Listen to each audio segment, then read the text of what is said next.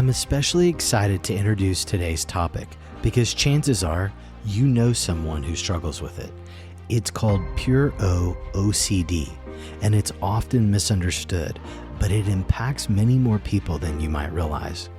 To help us unpack this topic, I'm joined by Brandon Stewart, licensed professional counselor. He's a therapist here at Restoration and the head of our OCD program. Brandon leads both our support group and our Breaking Free program. And he brings years of experience helping people navigate OCD in all of its forms. Together, we'll talk about what pure O really is, the misconceptions around it, and the practical ways to break free and show up more fully in life. Your path to mental wellness starts here. Early on in my career, I had a client who had OCD, bought a book on it, and then just found it really interesting. I thought it was, oddly, it was fun. What do you love about it? What made it fun to you? I thought it was cool of the therapy is actually fairly straightforward. Yeah. And it just made sense to me. It clicked for me. Yeah. And so that was cool. And then when I was implementing the treatment, it worked, and people got better, and that's so that was rewarding. Fun. Yeah. Because people, like, if people come to our house for dinner, I like to do the dishes, and people are like, "You do?" I'm like, "Yes." Most of what we do, we don't get to see a direct resolution. Right. It gets better. Yeah. But it's like doing the dishes or cutting the grass or like doing something that has a very, very defined beginning and end, and you can see the result is kind of a nice, that's satisfying. Yeah. And so I'm wondering if working with OCD was sort of like that for you, where you felt like there was a defined process. There was, a defined process of, like you're saying, of also like working with a client who maybe had a traumatic childhood and they want to work through that and figure out new ways to relate to people, or they're married and it's coming out, and I really enjoy that, but that's, it's a little bit more nebulous isn't quite the right word, but it's a little obscure. It's gradual. It's obscure. Yeah. People ask me from time to time, do you believe people can change? And I'm like, well, yes, or we wouldn't be in this field, right? Yeah. But I also believe that I always draw a scale on my whiteboard, and I say if the 0 is in the middle, there's a negative number out here, and then there's an equivalent positive number on the other side. That if you have somebody that's like, say, at a negative 75, if they move 25 spaces to the negative 50, like that's huge. Right. But the reason why people feel like nobody changes is because there's still a negative in front of that number. Yeah. Our perception is that a person's going to go from negative 75 all the way to the positive 75. Yeah. And that'd be a miracle from God. Right. It doesn't always work that way. Right. It usually doesn't. Yeah. And so watching people change where you can graph it, I'm sure, was that part of it? Yes. Yeah. That makes sense. And that they started getting their life back, were able to start doing things that they hadn't been able to do, and less time was being taken out of their day. They were also just feeling less anxious, less triggered. Yeah. And again, you could graph that, and then they could see that, and that's fun.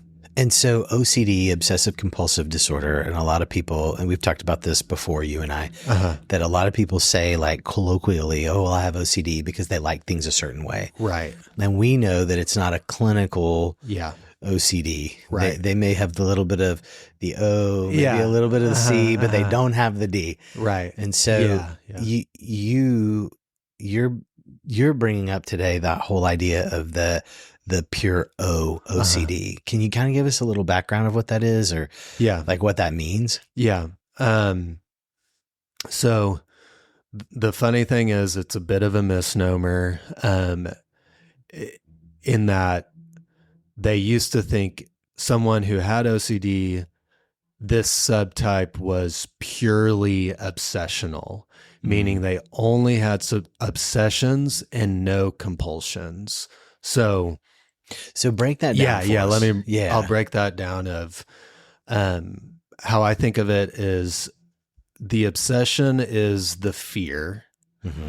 And then the compulsion is the behavior, the thing that I do to reduce the fear or prevent the feared outcome. Okay. So I'm going to move this back a little bit. The classic example, the easiest one to think of is germs. Right. So I have an obsession with germs. I have a fear that I'll get germs on my hand and I'll become sick, maybe get a stomach bug. So that's my obsession. The fear is getting a stomach bug. The compulsion is washing my hands. And so I wash my hands, or I avoid touching things. I avoid going to public places, avoid people who look like they're sick, you name it. And those are all compulsions. So for the pure O folks, they used to think they don't have any compulsions. They're just thinking, it's just all in their head. And so visually, you'll never see an external compulsion. But that actually is not true. Right. And that's kind of the tricky thing about Puro that I thought would be good to talk about. Yeah. So so just so that I'm making sure that I'm hearing you right. Yeah. There's like, let's say if I'm obsessed with germs, but I don't have something that, or the obsessed, like have this desire not to get sick, but I don't have a hand washing ritual, or I don't necessarily avoid places where people are sick. I just sit in that rumination of I might get sick here. I might get sick here. I might get sick here. Right. Is that what you're describing? Yes, though the only thing I would change is typically a person, if we're talking about a person who is worried about germs or contamination, I would say they always have the compulsion with it. The compulsion, the overt one that you're going to see. So there's the pure O people have more specific obsessions that are not contamination related, right? Usually. So what example would you use? Like what do you see? Because I'm assuming that these are folks that you see. Yes. And so what do you see? Like what are the themes that you see? The big themes are, and this is a little bit PG-13, if you will, but the big themes are usually violence, sexual, religious, and then sometimes neutral, which we could get into as well. That one's can be kind of confusing, but the big themes are usually violent, sexual, religious. So could you give me an example of those three? Yeah. So we could start with violence is a person, their obsession, their fear is, what if one day I snap and I go crazy and kill my kids or kill somebody or just run amok and just do wild, crazy, embarrassing things. Yeah. So that would be the obsession. Okay. So like that movie with Kirk Douglas where he just has enough and he walks around with guns and starts acting like he's or threatening to shoot everything up. Yes. Yeah. That's that thought. They carry that thought. Yeah. They would, I haven't seen that movie, but a person with that obsession would hate that movie. They would not want to see it. I'm date stamping myself because it's an old movie, but it's out there. Yeah. So the whole Kirk Douglas movie, that part of it would be an example of maybe what's going on inside their head. Yes. Freaked out that they might do that. Right. Okay. Yeah. And become violent. Right. Be it, again, kill somebody, attack somebody, hurt somebody, grope somebody. Okay. That So now kind we're of moving into the sexual piece. Yeah, that kind of moves into the sexual piece, Okay. but it's, am I a violent person? Mm-hmm. Am I capable of violence? Would I do something like that? And to be clear, it's not that there's the desire to do that. No. It's the fear. Exactly. Right. Yeah, they have no desire to do that. They're the nicest people, they're the safest people. Right. Even just the fact that they're worrying about it kind of tells you a lot that this is something that they don't want to do at all. So they're not, if you were assessing this person or diagnosing them, you wouldn't be diagnosing them of, they're a threat to others. They're a threat to others. Yeah. And they've got this personality disorder. We need to watch out for them. Right. It's almost like they're trying to protect the world from themselves. Yes. And they're trying to protect the world from their thought. Yeah. Yeah. Or that fearful thought. Yes. Not that I want to do this. I want to protect the world against it. I don't want to do it. But there's some outside force that I'm afraid that is going to push. I'm going to be compelled to do it. Yeah. And that's the fear. Yeah. Okay. Usually it starts with, when you think about it, all of us have dark thoughts. Mm-hmm. Everybody has weird out-of-pocket thoughts that they don't know why they just thought of it, but they do. Mm-hmm. And one example I've heard before is this becomes dark, but that's just the nature of it, of a person holds a little baby and they're like, oh my gosh, they're just like so tiny. They're so fragile. And partly what they're not saying is like, if I dropped the baby would get really hurt. Right. And a person without OCD could have that thought and not think much of that thought. It's just the overall idea that a baby is fragile. Right. And its life is in my hands right now. A person with OCD who is struggling with pure O, or this could maybe be the start of it, is they have that same thought that everybody else has, right. But that thought they then latch on to and become very fearful of, oh my gosh, why did I have that thought? That's right. It's the rabbit trailing of chasing down the why. Yeah. What does this mean about me? Right. That I'm thinking about this, or I had that image in my head. Mm-hmm. What does that mean about me? Do I want to do that? In the rabbit hole. Right. And assigning meaning to a thought. And exactly. I always tell people, you cannot control who knocks on your door, but you can certainly control who comes into your home. Yeah. And we have, like you said, I'm so glad you said that. We have thoughts that fly around and they don't make sense. Right. And if you start trying to make sense of it, it might drive you crazy. Yes. Not literally, but it might. Yeah. Yeah. And it's when we step back and say, that's a thought, I'm not letting it in. But anyway, I don't want to get into too much of that. Yeah. But so that's the violent. So it's my fear is the puro being pure obsession. Right. And so it's that thought of like, oh my gosh, I don't want to end up doing something negative. I need to protect the world from my thoughts. Yeah. My thoughts are, I may end up running amok. I love that. Mm-hmm. And so I don't want to run amok. Mm-hmm. And so that's where the loop happens for them. Yeah. And a person could be thinking about that and you would never know. Right.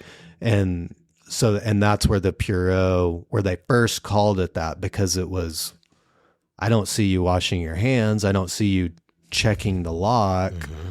I don't visually see anything, but yet they are in their head being tortured by that fear and by that thought. Right. And they are still doing compulsions.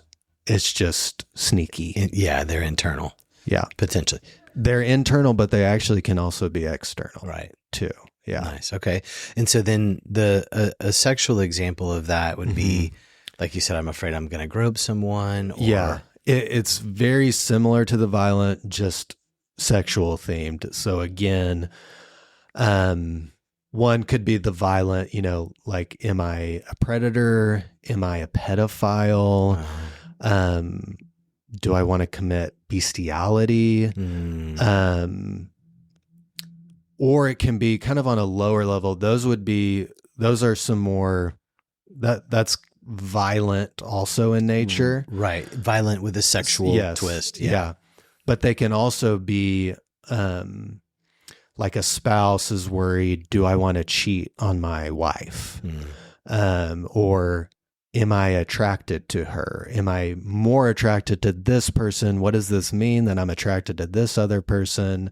And there's also one where a person starts doubting their sexuality, of, a person who very much is straight, very much is attracted to the opposite sex, but then starts to worry, am I gay? So those are kind of usually the big themes within the sexual obsessions. I could see that being a real struggle. Yeah. Because let's go back to the one where you're a married person and you're obsessing over, am I going to be faithful? Yeah. And the shame associated with that and the fear associated with that. And the, oh my gosh, what does this mean about me as characterologically, what does this mean about me as a human being? Yeah. What does this mean about our marriage? And I can see that ballooning or mushrooming into something that's really catastrophic in their mind. Yes. Yeah, absolutely. And the other one was, you said religious. That's the third. Religious. Yeah. Some people have maybe heard this as scrupulosity. Yeah. All sorts of doubts or fears about, about their faith. Do I love God? Do I really love God? Or do I truly believe in this? Do I truly have faith? Or, there's that one verse about, blaspheming the Holy Spirit. Like, have I done that? Right. Do I want to do that? Would I do that? A lot of doubting about sin, being perfectionistic, my motivations, or having kind of ritualized prayers, or ritualized like practices. Yeah, reading the Bible. And then again, the sexual piece can sneak in here too, of seeing God or Jesus in a sexual way that they don't want to, but those images pop in their head and, oh my gosh, why am I having this thought? So it can also become like intrusive images, right? Where they intrude, like you're saying, this thought knocks on their door, right? And maybe they don't let them in, but they go outside and start wrestling with that thought. Is kind of how I think about it. Well, and the theme that I see here as you're describing it, it's like, how do you prove a negative? Yeah. Right? It's like, how do I prove to you, to myself or whatever, that I'm not going to do something?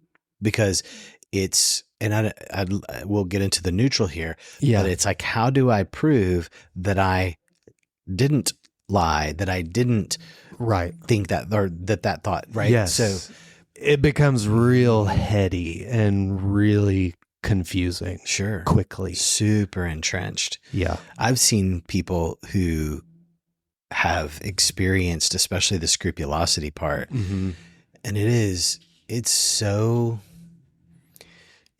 intense for them. Yeah. Because they believe that it's a life or death sort of thing. Yeah. And it is so weighty for them to walk through. And like, I'm going to hell. Right. I'm about to face eternal damnation. Right. And it's in walking with the weight of that. And then what it does, like, as it ripples out into their family, their spouse, their family, their community. And it's like that heavy weight is fully there. Right. And so you think about how just the toll it takes on them. Yeah. Yeah. But there's hope. There is hope. There is hope. And what you were saying just right then is we lead a free support group or offer a free support group at our office. And the people who come, oftentimes it comes up of their frustration that OCD can sometimes be characterized as like cute, funny, right, quirky, but like as far as mental illness goes, like right, it's cute, it's funny, and it's a little invalidating, I'm guessing, to them. Yes, very Maybe much not a so. little. Yeah, very much so. Because like you were pointing out, if someone was scared that they were going to be a pedophile or like Right. would do something like that, Yeah. and really were wrestling with that and getting confused by that thought, that's terrifying. Yeah, and where could you go in society and to an untrained person Yes. and say, I'm worried I'm going to be a pedophile? It's like, I don't want to end up in prison, Right. but do I belong there? Should I say something? Like all of the working out of that thought as well. Exactly. That creates weight and pain and torment. Yes. It's unreal. And like I could imagine, when people say, "Oh, yeah, that's just my OCD," and like you said, it's cute and it's that's just what I do, right? And it's like you're orderly and maybe you're type A, but that's not OCD. No, it's not. Yeah, and like you said, it can be very lonely and isolating. Of, hey, how was your week? Oh, it was pretty stressful. Oh yeah. Oh well, my, money's a little tight. Oh, okay, cool, yeah. I'm scared that I'm going to hurt my kid. Like, whoa, that's different. And the untrained person is not always going to know what to do with that. So it's right. And they maybe hold on private to it. dialing CPS, like, I think my coworker. Right. And it's like, no, that's not it at all. Mm-hmm. And then to the untrained person, it's like, okay, but then there are people who you do have to be on guard, or like you have to listen, like, hey, I'm afraid I'm going to hurt my kid. Because I just did. And that's a whole different conversation. Exactly. A whole different conversation. Exactly. Yeah. And there's that, as I've seen it, you and I've talked before, it's like, that's their fear. Right. That's a part of their fear. Yeah. Yeah. And that you brought up a good point too, as far as like history goes, like you said, of, I'm worried I'm going to hurt my kid. And because last week I got really angry, and I did. Right. These people, they have no history of that. They have no desire for that. It's the scariest, most awful thing that they could think of. And so based on that helps diagnose. And and it helps us be, like, all of us in the community be aware. Right. Because I will say, from my perspective, the people that I see in life, either in my practice or in life, who have the pure obsession, they are some of the most gentle, kind, loving, like you want them to be your best friend. Right. Because they are genuinely like the greatest people. And you look at them and you're like, oh my gosh, you're lovely. You would not hurt a fly. Yes. And then you find that they're, struggling with that obsession. Right. Yeah. Right. Yeah. It's so tough. It is. But tough. There's hope. There is hope. I want to keep drilling that in. It's like, this is big. It's overwhelming for them. Heavy. And yet there's hope. Yes. Yeah. What's the hope? Well, the hope is that research has shown over and over and over again that cognitive behavioral therapy / exposure response prevention works. Mm-hmm.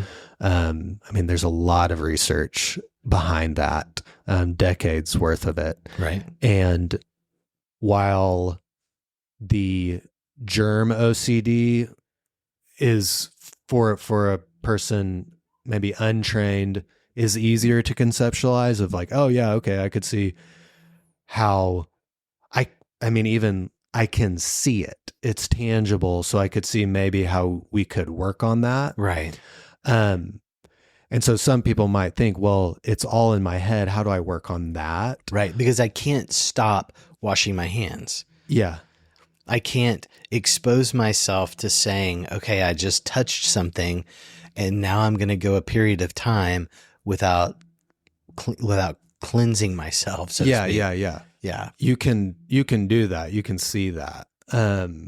But the big point is CBT and exposure response prevention still works on Puro. Mm-hmm. It's actually no different, and it works on both. It maybe is just not immediately as understandable, Mm-hmm. but it does. It does the same thing. So I should probably say what exposure and response prevention is. Yeah. So people have an idea. It's funny. I went to a training recently put on by the International OCD Foundation, and Mm-hmm. the guy who led it, super smart guy, psychologist, Eric Stewart. She's done a lot of research on OCD and works out of the Baylor College of Medicine in Houston. But he said several times, he was like, remember the acronym KISS, keep it simple, stupid. He was like, yeah, don't overcomplicate it. Which I appreciated. So yeah, it's not overly complicated.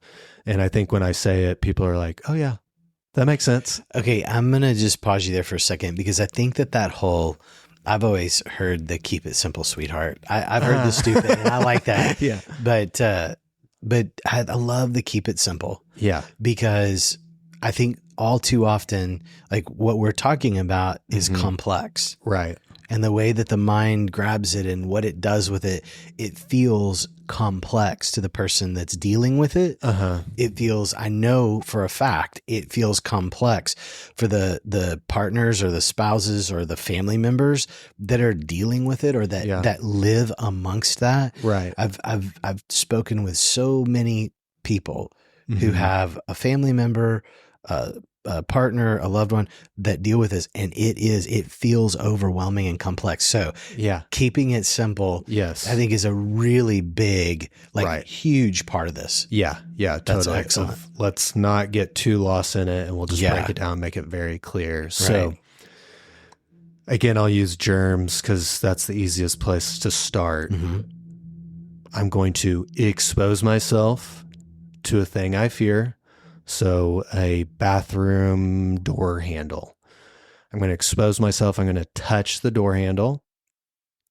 And then response prevention, the RP, I'm going to prevent my typical response.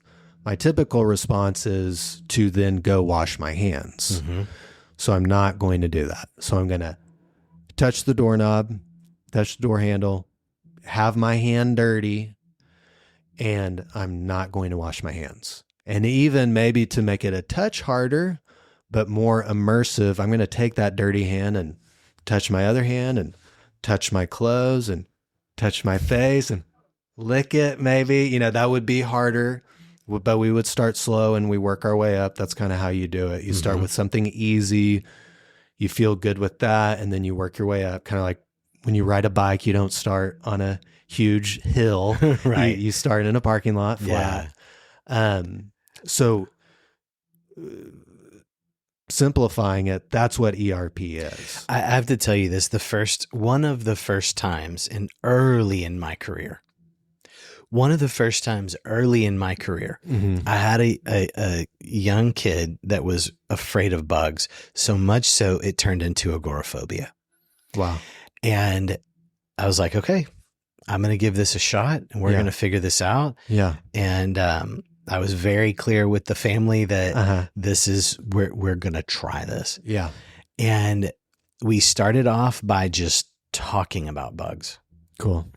We moved to looking at pictures of bugs. Yeah. Then we moved to watching videos about bugs. Yeah. Then we moved to, I brought in some fake bugs, some plastic bugs. Cool. And then we mixed in some bugs that were fake that wiggled. Nice. And on the last day, I thought my landlord was going to kill me, but on the last day, I brought a bag of crickets. Yeah. And we went outside because we don't do this inside.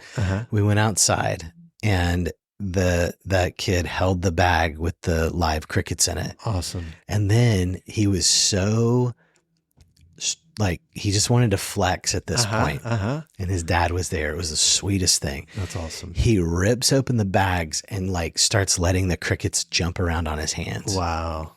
Yeah. And it's like, that's exposure response prevention, right? Yeah. That's exposure. Yeah. And exactly how they do it with OCD of start slow or start small, Right. work your way up. And what's neat is, like you're saying, people start learning, hang on, I can do this. Yeah. Like I'm stronger than I realized. And so that's really, again, to your earlier question of why did I, get into this? I love seeing that. It's so cool. I mean, the dad who was like, I don't know, I felt like he was like 7 feet tall. He's probably like truly like 6'7", 6'8". He was enormous. I mean, he just sat there, wept and held his kid. And That's like, awesome. He came and grabbed me and like Right. we jumped up and down and shook me around. Right. It was like high fives all around. Yeah. And then that little dude was no longer afraid to go outside. Got his life back. Yeah. Got his life And back. I learned later that Dad was like, now he's obsessed with bugs. And he's like, you did it really too well. worked. Yeah, Yeah. It really worked. But I'm not saying that's the case for everybody, that people who get through their contamination fear is that they're going to go around then licking bathroom floors. So, yeah. or that they go into waste management per se. Right. But there is that sense of being able to be freed from that fear. And just kind of move about the world. Yeah. Right. Normally. Yeah. Yeah. So walk us through then how that looks for the pure obsession. Yeah.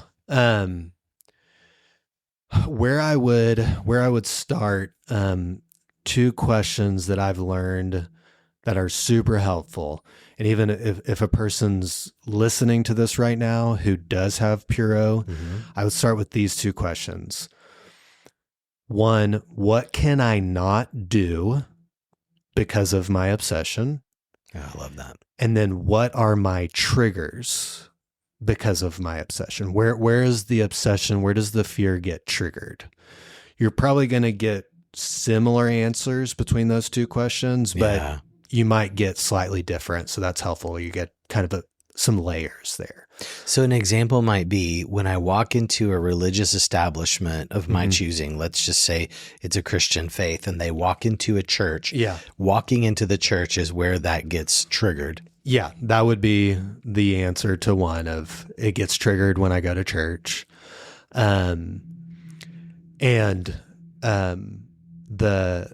So the obsession gets triggered when they walk in church. The compulsion, so it's not actually Puro. Right. The compulsion maybe for one person is, I now have to pray this special prayer to make sure that God forgives me of all my sins before I sit down for the service or like take communion.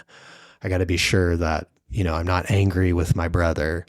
And so the compulsive prayer might be, I say, God, forgive me 7 times.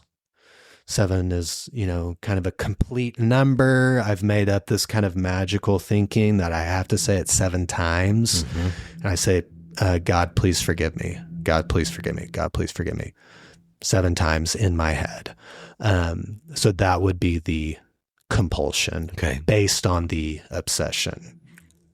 So do you want me to tell you then what? Yes, please. How you would do exposure on that? Yeah. So, one, the question, what can I not do? It may be like, for some people, I can't go to church anymore. Or I can't, maybe there's some sort of special rule, like I can't sit near the front, or I have to watch it online, but I can't attend and I can't take communion. Okay. So what ERP would be, exposure response prevention, is, I think of it as, okay, you've got OCD as this like external force. has come up with all these rules, and you now have to follow these rules. So ERP is, I'm going to fight back.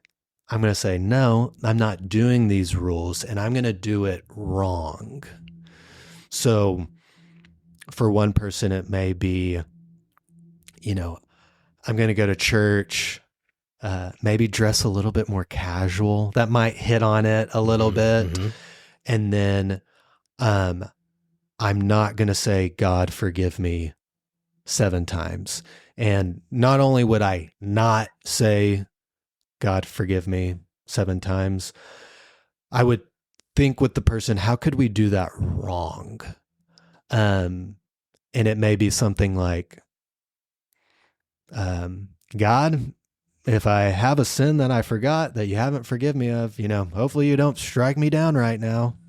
Kind of being sarcastic, a little bit playful with it. And that touches on something we may get into is about uncertainty. Yes. But so ERP, again, to summarize, is not saying the 7 God forgive me rule, and then figuring out a way, how could I do that wrong? So let's go through then that's in the scrupulosity or the religious area. Uh-huh. Because we're not going to say to somebody, go ahead, be a pedophile. Yes. Because again, we're not saying in the religious piece, well, just go ahead and, behave how you want. Yeah, no. So how then, walk us through what it looks like in the violence and then the sexual. Uh-huh. So the violent one could be, again, ask yourself these questions. What can I not do? Or where is this obsession triggered? I can't cook anymore. Or when I cook, it gets triggered. Okay. Because when I cook, I have to cut vegetables. And if I'm cutting vegetables, I'm holding a knife. Mm-hmm. And I'm scared that I'm going to take that knife and stab the person next to me. So exposure would be cook and get a big knife and cut those vegetables. And so I'm exposing myself by holding a knife. Mm-hmm. And I'm, the response prevention is essentially, the typical response would just be don't cook. So you're kind of getting them both right there. But that would be the exposure, cook. Mm-hmm. Or if that might be a little bit harder because you're holding a sharp knife. So you could maybe start with, carry around like a little pocket knife in your pocket and have a pocket knife. Because the fear is, I might go crazy and stab somebody, or am I a violent person? And so I can't, like the kid who had the fear of bugs, he starts closing himself in. Right. So the same thing with violence, I start closing myself in because I'm dangerous. So exposure is I'm going to start opening myself up. I'll start taking some risk and being around things or situations that I typically couldn't do. Mm-hmm. And I oftentimes see it around knives. Mm-hmm. And so it'd be gradually exposing to that. Have you personally ever used like a fake knife, like a rubber knife, like a toy knife, just so that there's that, okay, it's there. Yeah. And you're having where it's that is there, but it's not, it's more gradual, right? Yeah. Yeah. I haven't, but I love the idea. Yeah. And someone totally could. That would work for sure. The thing that I have seen, I saw one time in my career where a kid had a fear, and there was a therapist that they were working with that did exposure, the ERP. And it was almost like a person who hasn't seen the sun in a while. Like they've been indoors and they maybe work the night shift and they just aren't exposed to the sun. And like they were encouraged to go sit in the sun without sunscreen for 2 hours. Yeah. It's like, of course they came back a crispy critter, right? Right. Of course they got a sunburn, figuratively speaking. Yeah. But it was almost like they were overexposed and they didn't have what am I trying to say? I keep wanting to say or they foundation. Didn't have they weren't tooled up to deal with that exposure. Yeah. And I want to put that out there. I know you. I've known you for many years. Mm-hmm. I think you are clinically like exceptional, excellent. And I know you don't do that because you tool the person up. You give them all the resources that they need to be exposed to these things. I just want to put that out there that like, watch out for that because whoever's treating you for these types of things you need to be aware. Like you have to go at a pace. Now, yes, you have to push yourself, but you have to go at a pace that is sustainable for you, that you have the resources to cope with. Yeah, exactly. Again, I think of riding a bike. Yeah. If you took a person on a huge, big hill in a busy neighborhood with tons of cross streets, that's going to freak them out. They won't want to ride a bike again. Right. And so, very not ideal for an exposure to start out way too hard because again, the goal is I can do this. I'm stronger than I thought. And even start learning, I'm probably not going to do that.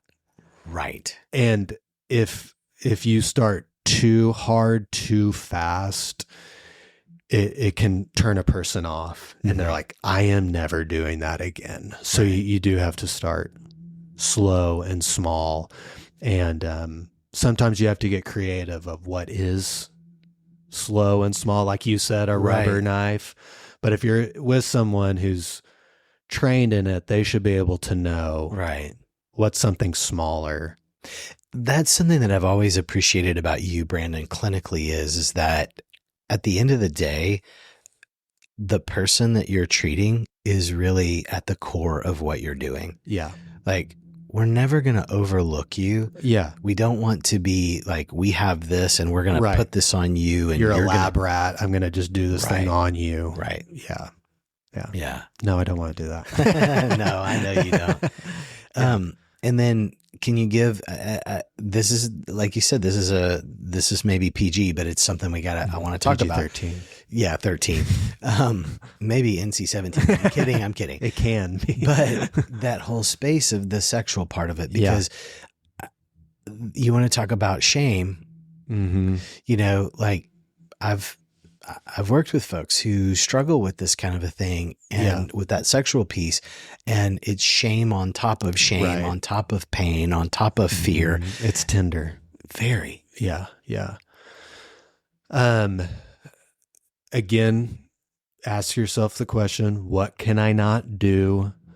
Where am I triggered? So, the pedophile one, and I'm going to step out of this for just 1 second when I meet with people and they've got that obsession, because that one it really can undo somebody and dysregulate somebody, is education is also important of like, hey, a lot of people deal with this. Mm-hmm. Look, here's a book and there's a whole book on it, or there's a whole chapter on this. You are not the only one. You are not crazy. You may not believe me right now, but I promise you there are other people who are dealing with this. Mm-hmm. So I think that's an important place to start. Kind of like you said, that would be a resource, is just starting to realize, okay, this has a name. It's called OCD. OCD isn't always just germs. There are some people who have these types of obsessions that you can't see. I'm not the only one. Like, that's important. But then the actual exposure may be one that would probably be a little bit harder, but is, what can I not do? Well, I can't be around kids. Right. So then it's figuring out, okay, walk past a preschool, or go to a park and be by some kids, or play with your niece or nephew, or play with your son. Wrestle with him. That might be a little bit harder, but it's not cruel things that exposure would be. It's like, let's get you back to your life so that you can enjoy your kids or enjoy this. Maybe, I used to volunteer at Sunday school and now I can't do it anymore. Like, let's get you back to that, back to those values. And so it will be exposing, pushing into that, but again, at a gradual level. So that would be an example, or even, as we've talked about thoughts, so getting used to the thoughts, because we're talking about this right now and we don't have OCD. We can hear it and we're not getting dysregulated. But a person with OCD, if they even just heard the word pedophile, that's a triggering. That would be a trigger, right? Like that question, where is it triggered? So it may be writing that word down 100 times, or writing it on a note card and carrying it around while you're at home, or even putting up some like Post-it notes around your house. That's just to trigger that word. Right. And so it's getting used to that word. Right. It's that exposure to the thing that I am fearful of. Yeah. And starting to habituate to it, starting to get used to it, and for it to feel like a thought, like any other thought. Right. And again, what I let them know is all of us have these thoughts. We all have some weird thoughts. Right. Not everyone's talking about it, but we do. Your OCD's latching onto it. And so we've got to figure out how to more so let it be there. And so these exposures help do that. They do. And somebody gave me the analogy a long time ago that it's like the gatekeeper of your brain. Let's say, like in the old days, the president of the company had a secretary that always sat out in front of his office and gate kept who got to come into the CEO's office. Yeah. And for whatever reason, that secretary, that gatekeeper for OCD is gone, either gone to lunch, was fired, left the job, whatever. And so all the thoughts come to the CEO. Well, everything comes to the CEO. And it's like, I can't manage all of this and I have to run it all down because my job is to manage everything, when in reality, the gatekeeper of the thoughts walked away. Yeah. And I liken it to your front door was taken off. So everything comes in and you have to deal with everything that comes in. Yeah. And what you're talking about is putting the front door back on, rehiring the gatekeeper to keep those thoughts from making permanent residence in your brain, as opposed to saying, oh, I'm sorry, the CEO is busy. They can't entertain this thought. Right. Yeah. Another analogy I use, someone I worked with showed me it and I love it, so I use it, is the really old school Disney cartoon with Briar Rabbit. Oh yeah. And there's a scene with Briar Rabbit where there's the tar baby, and the Briar Rabbit walks by the tar baby and then punches it, and then gets, he's got one fist stuck in it, and then he gets his other fist stuck in it, and then his foot is in it, and then the other one, and before he knows, he's all tangled up in it. Yeah, covered in tar. Yeah. Covered in tar. And that's when we try to not have a thought or make a thought go away. Right. That's when we start getting stuck in the thought. So the exposures help support that new attitude of dealing with thoughts, of let them be there because you have a million thoughts a day.